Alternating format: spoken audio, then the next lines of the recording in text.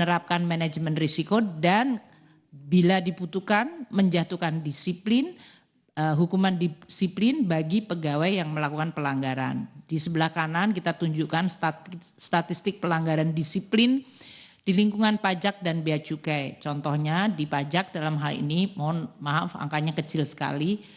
Ada pelanggaran yang sifatnya fraud, yang merah itu tahun 2019 48 di kantor pelayanan yang dilakukan tindakan, 25 fraud tahun 2020, 37 pada tahun 2021, 37, dan kemudian turun ke 21 dan untuk 2023 ini sudah ada 8. Yang non-fraud juga cukup banyak. Ini dari mulai disiplin masuk kerja, kemudian masalah pelanggaran etika dan juga berbagai macam masalah kepegawaian. Untuk bea cukai kita lihat yang fraud mencapai tahun 2019 48, kemudian 32 tahun 2020, 53 tahun 2021, 70 pada tahun 2022 dan 2003 ini sudah ada 3. Ini adalah yang dilakukan pada lini pertama. Jadi artinya karena tadi exposure terhadap lebih dari 52 dari pegawai kita di 970 kantor pelayanan di seluruh Indonesia, maka memang peranan dan juga tanggung jawab dari kepala kantor menjadi sangat penting.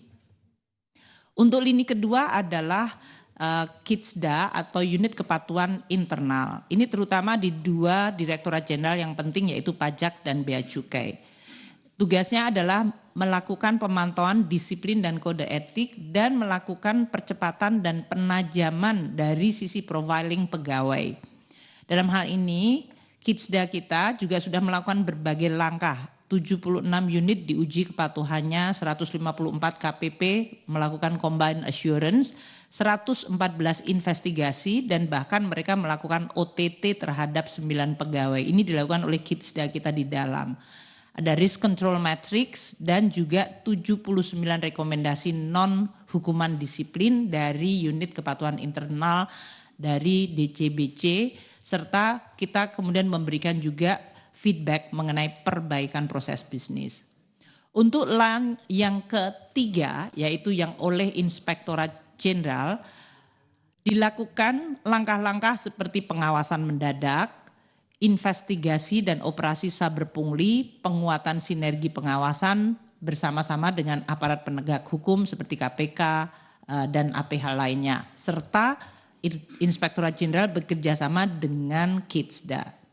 Kalau kita lihat tahun 2022 Inspektorat Jenderal melakukan spot check di 114 kontainer di Tanjung Priok, Tanjung Emas, Tanjung Perak, melakukan 9 kali saber pungli, 16 pengumpulan bahan keterangan, 10 digital forensik, 5 audit investigasi dan 11.134 clearance dari pegawai. Di dalam Inspektorat Jenderal kita juga punya Inspektorat Bidang Investigasi yang melakukan audit semenjak 2019-2023. Statistiknya adalah rekomendasi hukuman disiplin dari 2019 terhadap 42, tahun 2020 62 kasus, 75 di tahun 2021 dan tahun lalu 11 rekomendasi. Sedangkan audit investigasi dilakukan di masing-masing tahun seperti yang terlihat di sebelah kanan atas.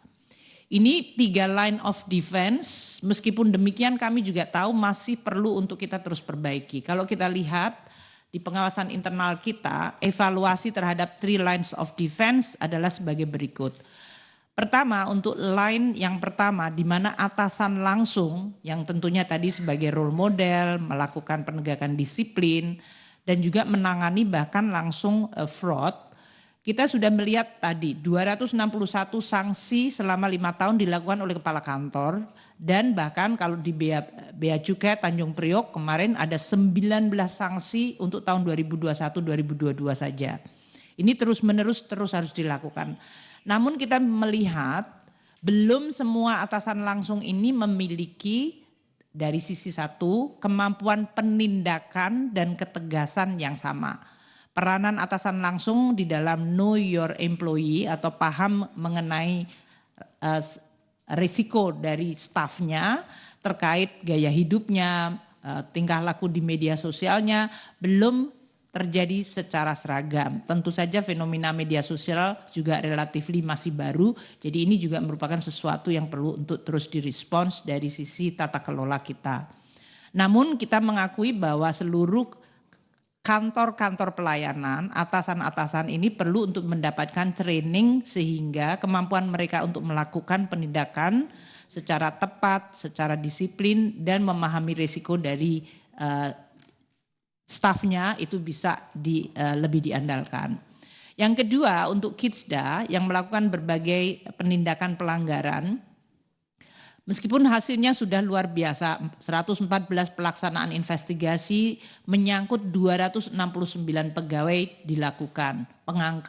Penanganan fraud terutama di DJP oleh Kidsda melakukan OTT di 4 kasus, yaitu 4 pegawai yang kita tengerai, kemudian melakukan sidak di unit kepatuhan internal seperti di Bea Cukai dan di Soekarno-Hatta, 7 pegawai yang kemudian dijatuhi hukuman disiplin, dan UKI untuk DJBC di mana 74 rekomendasi hukuman disiplin dan menerbitkan 79 rekomendasi non-hukdis.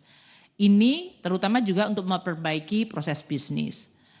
Nah, evaluasi kami belum semua UKI memiliki tadi lagi-lagi kapasitas dan kapabilitas yang sama. Berarti ini masalah karena begitu luasnya yang harus diawasi, jumlahnya juga tentu dari sisi UKI kita adalah terbatas, kita perlu untuk meningkatkan kompetensi dan kapasitas mereka sehingga mampu terus melakukan pencegahan. Dan lini ketiga untuk Inspektorat Jenderal dalam melaksanakan berbagai penindakan dan penegakan integritas, maka evaluasi kita adalah dari 41 kegiatan audit investigasi dan 201 rekomendasi hukuman disiplin, evaluasi pengawasan adalah coverage atau cakupan eksaminasi harta masih terbatas. Ini nanti terkait dengan kualitas SDM dan jumlahnya, serta kerjasama dari Inspektorat Jenderal dengan aparat penegak hukum yang masih terus ditingkatkan. Langkah-langkah perbaikan kita lakukan untuk pengawasan di semua lini ini. Pertama, mengintroduksi teknologi informasi sehingga mengurangi interaksi dan mungkin jauh lebih mudah dari sisi pendeteksi dini by system. Melakukan eksaminasi harta kekayaan secara lebih luas dan dalam hal ini melihat secara detail anomali dengan sinergi antara Irjen dengan unit kepatuhan internal. Kemudian peningkatan kapasitas dari semua lini, atasan tadi yang kami sampaikan, kemudian kemampuan dari UKI kita, unit kepatuhan internal dan Inspektorat Jenderal. Banyak mereka yang masih fresh graduate D1 dan mereka belum memiliki kapasitas untuk bisa mampu menjalankan tugas. Ini juga merupakan tantangan kita.